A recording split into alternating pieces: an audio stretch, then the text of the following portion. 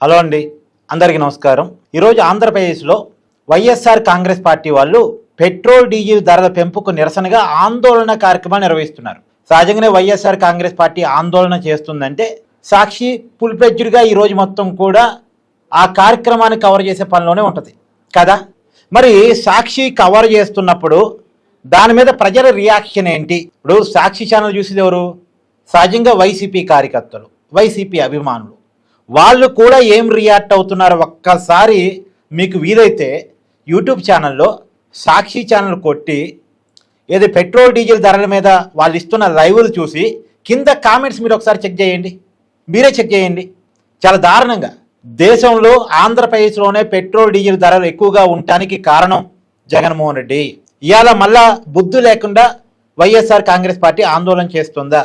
ఇంకోటి, కరోనా సమయంలో దేశమంతా పెట్రోల్ డీజిల్ ధరలు తగ్గినా ఒక్క ఆంధ్రప్రదేశ్లో మాత్రం తగ్గలేదు. వీళ్ళకి అసలు పెట్రోల్ డీజిల్ ధరల మీద ఆందోళన చేసే నైతిక హక్కు ఉందా?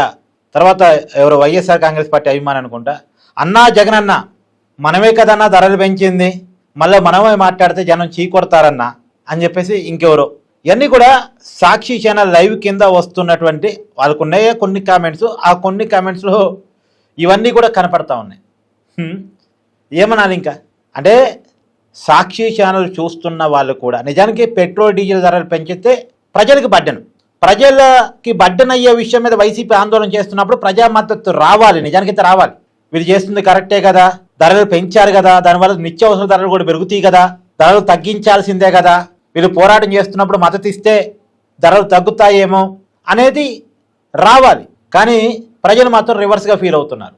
కారణం ఏంటంటే గత జగన్మోహన్ రెడ్డి గారి పాలనా కాలంలో పెట్రోల్ మీద 41 రూపాయలు పెరిగింది, డీజిల్ మీద 31 రూపాయలు పెరిగింది. ప్రజలందరికీ తెలుసు కాబట్టి ఆ రోజు మాట్లాడిన వైఎస్ఆర్ కాంగ్రెస్ పార్టీ ఈ రోజు మాట్లాడటం, అందులోనూ పెట్రోల్ డీజిల్ మీద అదనపు వ్యాట్ వేసి ఈ దేశంలోనే అత్యధిక రేటు ఆంధ్రప్రదేశ్లో ఉండటానికి కారణమైనటువంటి వైసీపీ పార్టీ మాట్లాడటం కొద్దిగా ప్రజలు రుచించుకోలేకపోతున్నారు. అంటే అర్హత లేని వాళ్ళు ఇలా చేస్తున్నారేంటి అని, పాపం చేసిన వాడే పోరాటం చేస్తున్నాడు ఏంటా అని. సో మొత్తానికి సాక్షి ఛానల్ వ్యూవర్స్ ఇవాళ సాక్షి ఛానల్ మీద తిరుగుబాటు చేస్తున్నారు.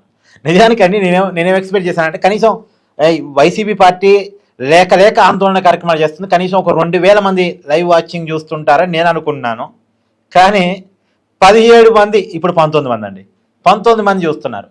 19 మంది లైవ్ వాచింగ్ సాక్షి ఛానల్. కొంత కామెడీగా నాకు అనిపించింది. సరే, మీ అభిప్రాయాన్ని కామెంట్ చేయండి.